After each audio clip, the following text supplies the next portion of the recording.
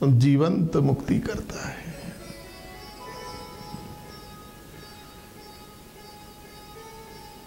राजा परीक्षित को जीवंत मुक्ति मिली है।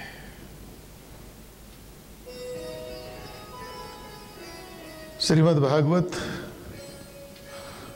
शास्त्र के प्रभाव से, सुखदेव मुनि की कृपा से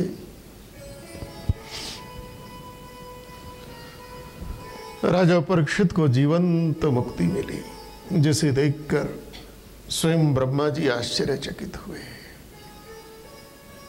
न भूतो न भविष्यति, न आज तक हुआ न होगा।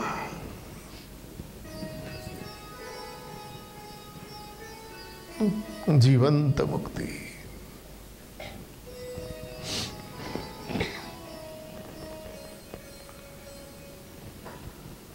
और श्रीमद् भागवत शास्त्र एक ऐसा भी ग्रंथ है जिसको किसी साधन से मुक्ति ना मिले।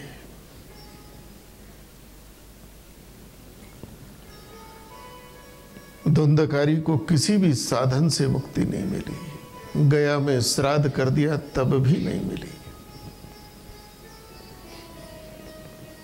तो श्रीमद् भागवत से मिली है।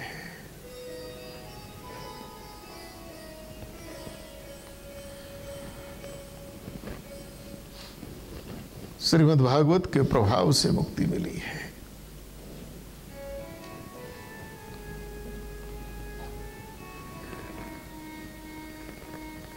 श्रीमद् भागवत केवल एक पोथी मात्र नहीं है,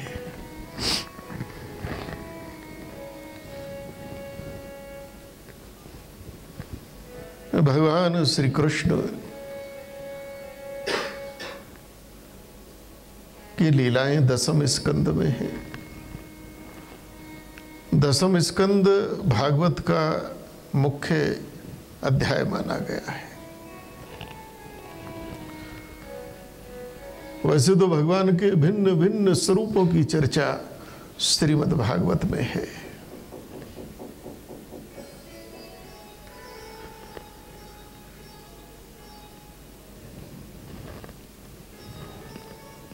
भगवान ने 11 वर्ष 52 दिन की अवस्था में ब्रज का त्याग कर दिया था।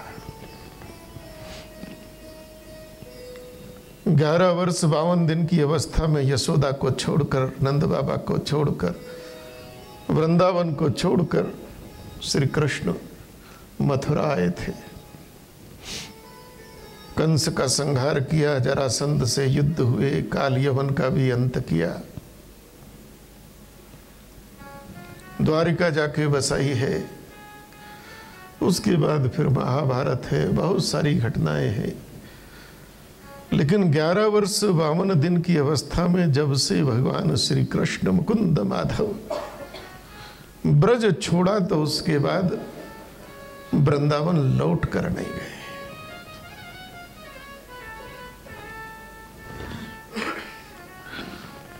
और इस रहस्य को यशोदा जानती थी। जब कृष्ण की ब्रज से विदाई हुई है,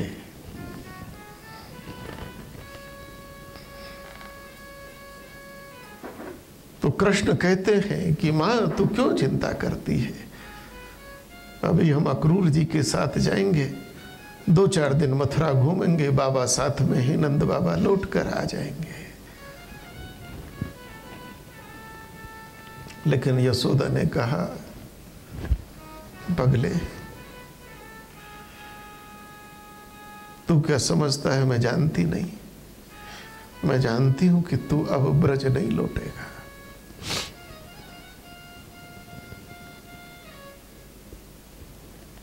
श्रीमद् भागवत में यह दृश्य बड़ा और रोमांच को पैदा कर देता है। जब बालकृष्ण की विदाई हुई है यशोदा से, यशोदा ने माखन रोटी अपने हाथ से बना कर दी और एक ही बात कही और कहा था कि इस गुजरिया को भूल मत जाना, हमसे जिया जाएगा तो हम जी लेंगे,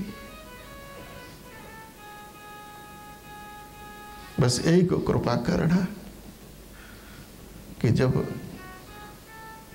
शरीर से प्राण निकले तो उससे पहले एक बार कृष्ण तो हमें दर्शन दे देना। बड़ा मार्मिक प्रसंग है।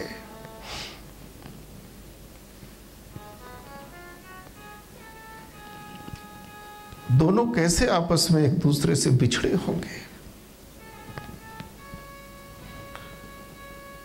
संसार में जब भी और किसी माता और उसके बालक की ममता की तुलना की जाती है, ममत्व की, तो कृष्ण यशोदा की जाती है।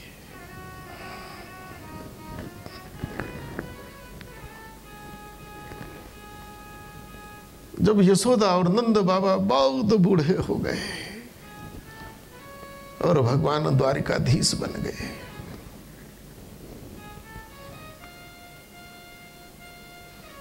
तो उस यशोदा से भगवान की अंतिम भेंट कुरुक्षेत्र में हुई है। सूर्य ग्रहण के अवसर पर कुरुक्षेत्र ब्रह्म सरोवर में स्नान के लिए पधारे हैं।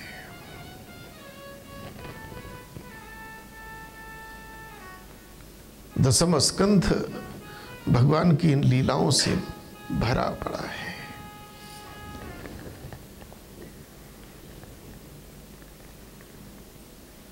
और ये सब संपन्न करने के बाद कैसा अद्भुत जीवन प्रभु का रहा होगा।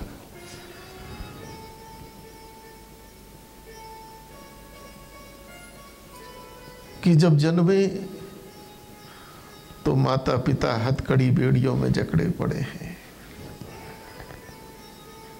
कंस के कारागृह में है। उस मां के गर्भ से भगवान ने प्रकट होते हैं, जिस मां की आंखों के सामने इधर से बच्चा पैदा होता है, उधर से कंस आकर पत्थर पर उस नन्हे से शिशु अबोध बालक को, जिसने भी मां का स्तनपान तक नहीं किया, जिसको वह मां अपनी छाती से भी न लगा सकी हो, पत्थर पर पटक दिया हो। वो दृश्य कितना विभत्स रहा होगा।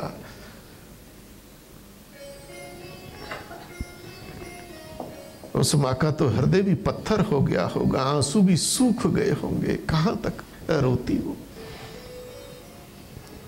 घर में बालक जन्मता है, हर कोई कितनी खुशी मनाता है,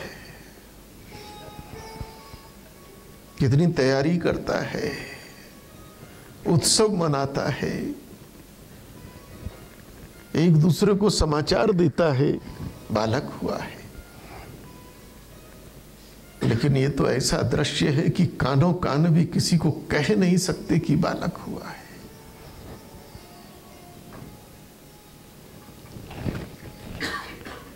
कंस का भय है,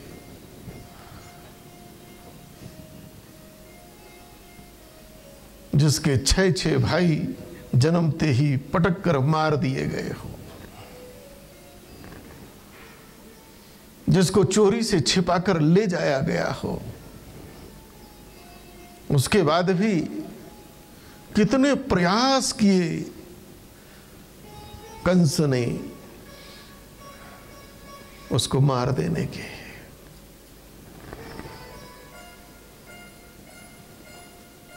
कितने संघर्षों में, यहां तक कि गोकुल गांव छोड़ना पड़ा।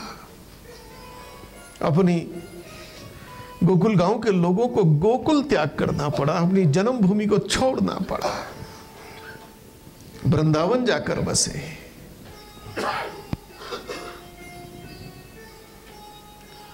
उसके बाद कहीं कंस से, कहीं जरासंध से, कहीं कालयवन से,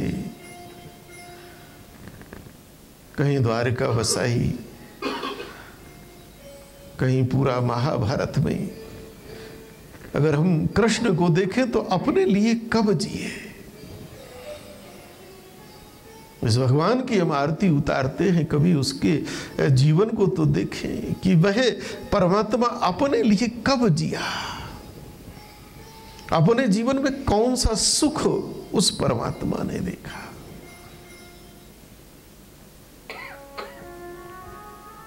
चाहे वे राम रूप में आया हो, 14 वर्ष वन वन भटका,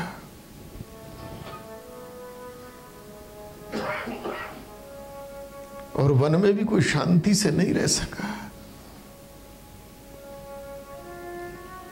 कहीं कभी कोई, कभी विराद आता है, कभी कबंध आता है, कभी खर आते हैं, कभी दूषण आता है, कभी त्रिसरा आता है, ताड़का आती है, पूतना आती है, कहीं रावण आता है।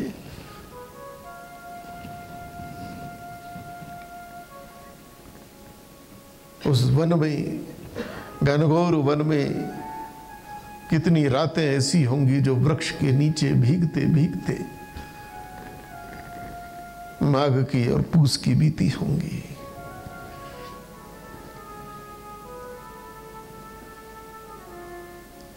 उसके बाद भी सीता का त्याग करना पड़ा।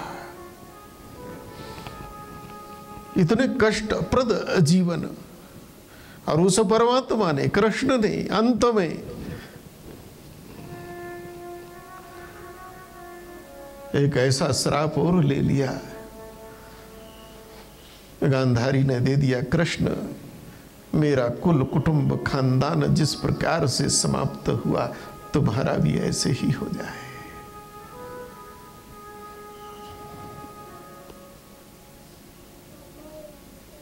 यानी जिस कृष्ण के सामने, उनके नेत्रों के सामने उनका समस्त कुल खानदान, कुटुंब, उनके पुत्र, प्रपौत्र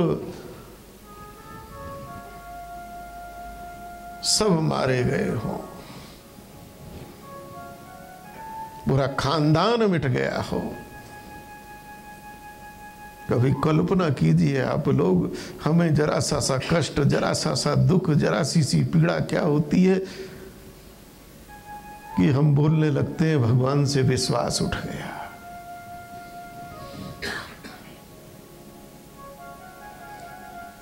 लेकिन उस परमात्मा को तो देखो, जब मनुष्य बना तो उसने कैसा जीवन जिया, उसके कष्ट देखो कभी। और वही परमात्मा मनुष्य बनकर हमको धर्म का मार्ग दिखलाने, सिखलाने आया कि धर्म क्या है। रावण ने यही तो वरदान मांगा था, इतना भयंकर तप करके। रावण जैसा कौन तप कर सकता है? रावण जैसा आज तक संसार में दूसरा नहीं हो सका। रावण रावण है। और वरदान क्या मांगा? मनुष्य के हाथ मेरी मृत्यु हो जाए। ब्रह्मा जी ने तथास्तु कहा। रावण के मामा, नाना, माली, सुमाली, माल्यवंत, उन्होंने रावण को धिक्कारा, हे रे मूर्ख, इतना तप किया, इतना तप किया कि ब्रह्मांड हिल गया, और मांगा क्या? मनुष्य के हाथ मृत्यु।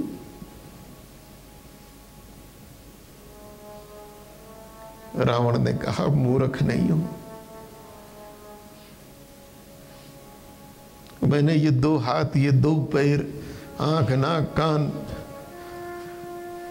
इस शरीर के हाथ मृत्यु नहीं मांगी है, इस देह के हाथ मृत्यु नहीं मांगी है, मैंने मनुष्य के हाथ मांगी है। ये शरीर मिल जाना ये मनुष्यता का प्रमाण नहीं है। तो पंचभौतिक शरीर है, पंचभौतिक देह है। इस देह में व्याप्त जो जीवात्मा है, जब वह मनुष्यता की कसौटी पर खरा उतरेगा, तब वह मनुष्य कहलाएगा। और मनुष्य कब कहलाएगा? जब वह संपूर्ण धर्म को अंगीकार कर लेगा।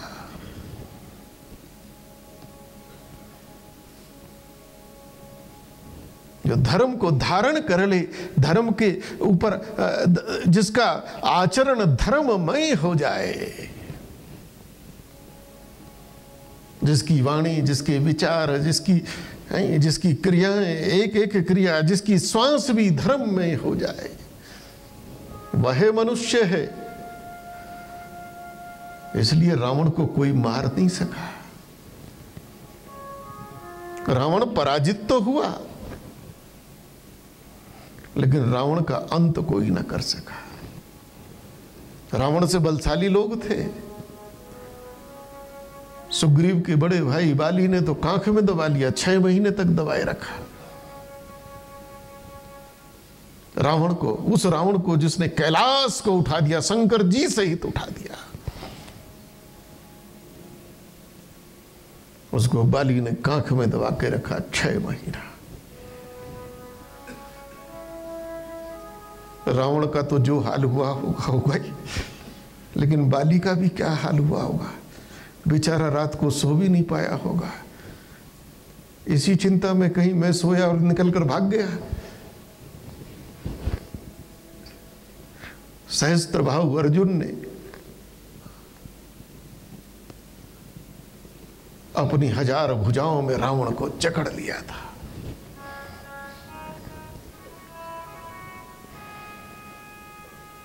ये तो बड़े बड़े सूरमा थे, लेकिन महाराज बलि, विरोचन पुत्र बलि, प्रहलाद के पुत्र,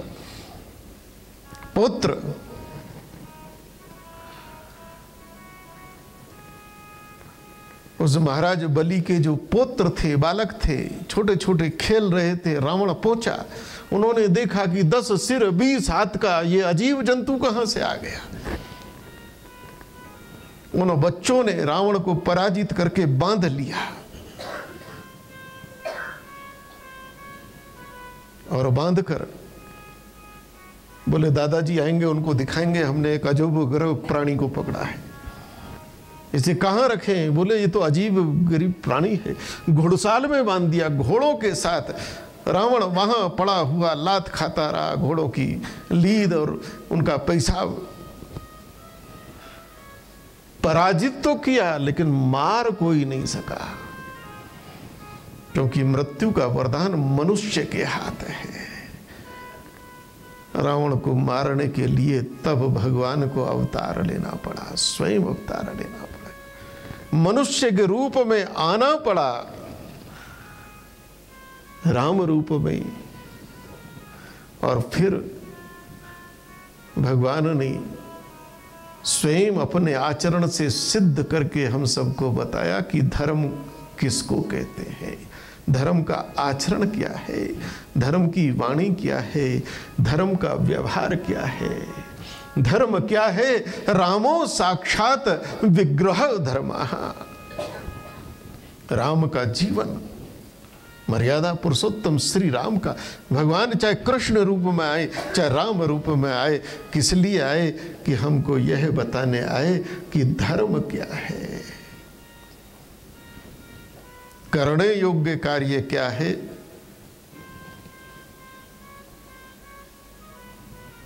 और निषेध क्या है।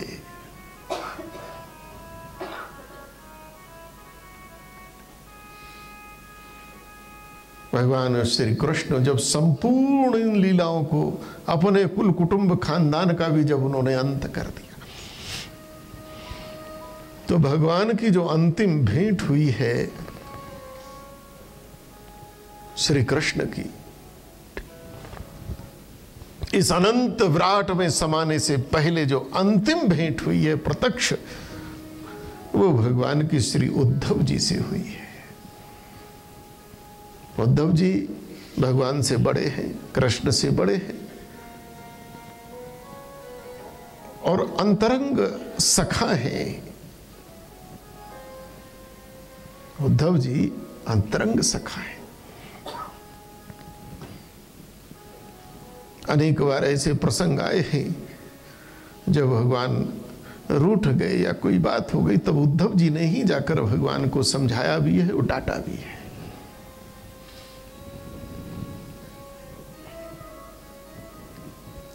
ऐसी